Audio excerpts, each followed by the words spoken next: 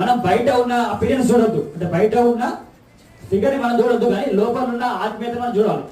లోపల ఉన్న ఆత్మీయత చూడాలి. చాలా మంది కూడా అందంగా ఉంటారు, అందంగా దిట్టంగా హైట్ గీట్ అంతా మంచిగా ఉంటారు, కానీ వాళ్ళ ఇంటర్నల్ గా ఏంటంటే ప్రతి ఒక్కరు పాపం ఉంటుంది.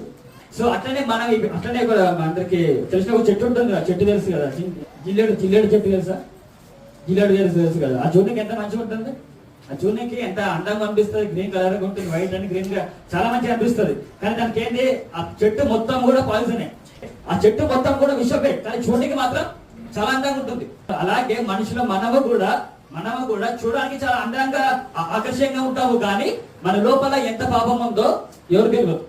దేవుడు కూడా అలాగే అందాన్ని చూడడు. నువ్వు అందంగా ఉన్నావా, మంచిగా ఉన్నావా లేదా చూడడు. నీ లోపల ఉన్న ప్యూరిటీ అంటే పరిపూర్ణత ఎలా ఉందో చూస్తాడు. సమాధానంగా ఉంటుందా లేదా అని అది మాత్రమే చూస్తాడు దేవుడు, తప్ప వేరే చూడడు. ఇలాంటి మరిన్ని